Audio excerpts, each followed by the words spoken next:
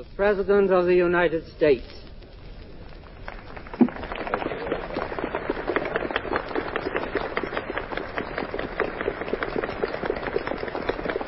Thank you. Thank you. Your Eminences, President Gannon,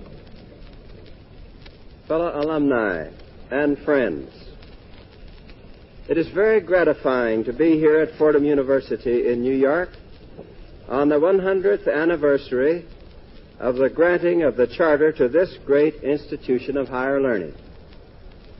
I'm very grateful for this degree of Doctor of Laws from Fordham. I'm happy to become a fellow alumnus of the men who have gone out from Fordham and who are making such a substantial contribution to the government and to their communities. One of my able secretaries is a graduate of this great institution, Mr. Matthew Conley.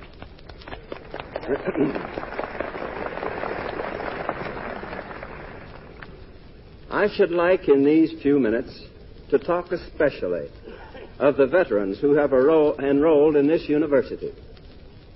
For I think that there is great significance in the very fact of their being here, and of the veterans being in thousands of other universities, colleges, and schools throughout the land. This nation has a comprehensive program to return its veterans to civil life. That program is being carried out.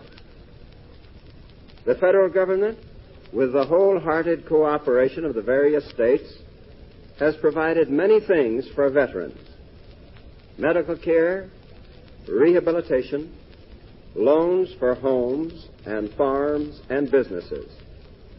It has provided life insurance, and soon it will provide adequate housing. All these benefits are given not as a matter of favor, but as a matter of right.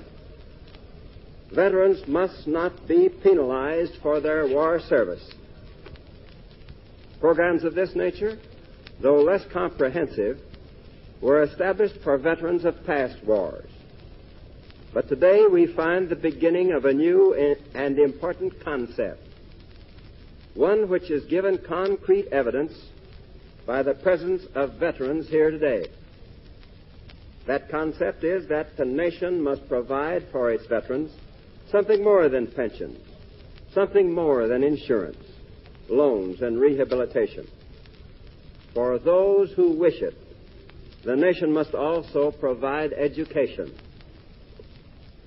An enormous and tragic deficit was accumulated during the war, a deficit in education, as millions of young men and women left behind them their books and their schools and colleges to go to war.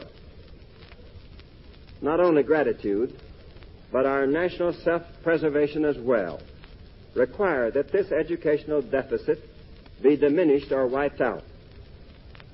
By providing educational benefits for our veterans, the Congress has started us on the way to our goal. Some doubt was expressed a few years ago as to whether there would be any interest among the veterans in these educational aids. There were those, I call them skeptics, or men without faith in the youth of our nation, who thought that only a handful of veterans would choose to come back to the quiet halls of learning. These men were wrong. The problem is not in the lack of veterans seeking education. The problem is to provide accommodation for those who seek it. Even some colleges, which had been exclusively for women, have had to open their doors to men students. The response of the colleges and schools to this thirst for knowledge of our veterans has been magnificent.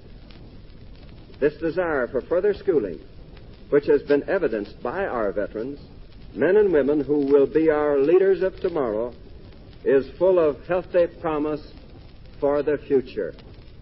And may God give us those leaders so that we may continue to assume that leadership which God has always intended us to take in this world. The fact that so many veterans have taken advantage of these educational opportunities increases the heavy responsibility which rests upon our schools and colleges.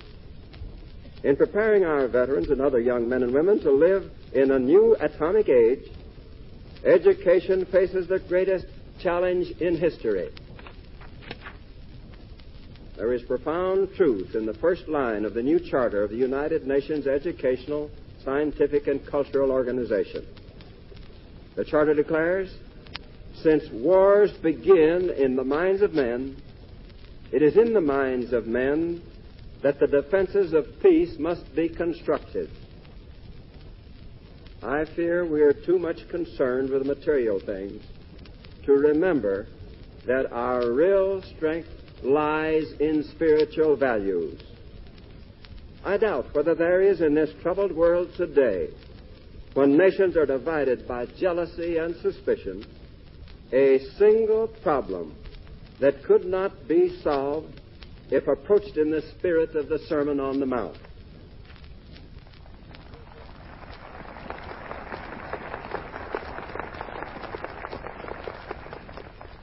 The new age of atomic energy presses upon us. Mark that well. We may have been sufficient yesterday. What may have been sufficient yesterday is not sufficient today. New and terrible urgencies, new and terrible responsibilities have been placed upon education. Ignorance and its handmaidens, prejudice, intolerance, suspicion of our fellow men breed dictators, and they breed wars. Civilization cannot survive an atomic war. Nothing would be left but a world reduced to rubble. Gone would be man's hopes for decency. Gone would be our hope for the greatest age in the history of mankind. An age which you and I know can harness atomic energy for the welfare of man and not for his destruction. And so we must look to education in the long run to wipe out that ignorance which threatens catastrophe.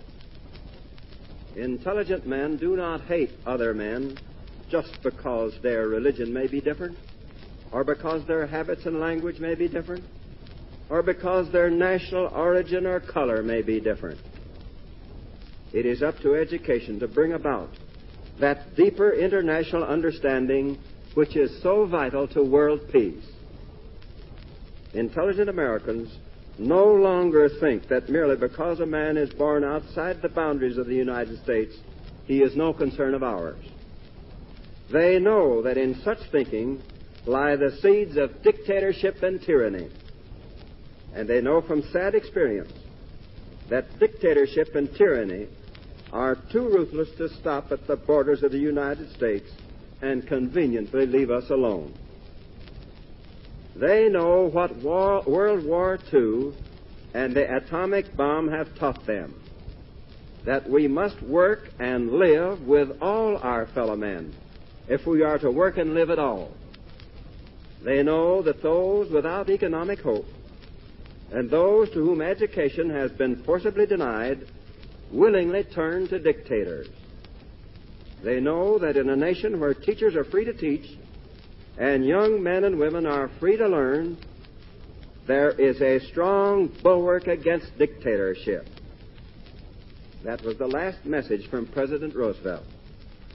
In a speech which he wrote just before he died, but which he never delivered, he said, "We are faced with the preeminent fact that if civilization is to survive, we must cultivate the science of human relationships, the ability of all peoples of all kinds to live and work together in the same world at peace.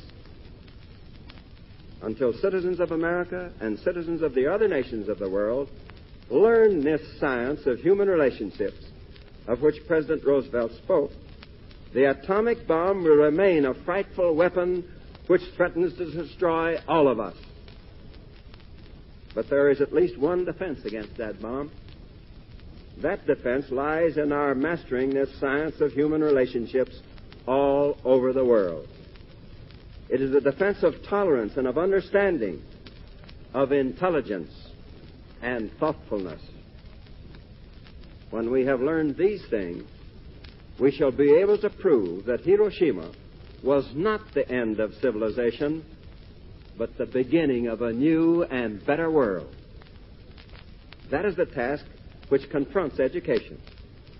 The veterans who attend the colleges and schools of today, and the children of the veterans who will go to school tomorrow, have a right to expect that the training offered to them will fulfill that task. It is not an easy task. It is a most difficult one. It is one which places burdens without precedent, both upon those who teach and upon those who come to be taught. There must be new inspiration, new meaning, new energy. There must be a rebirth of education if this new and urgent task is to be met.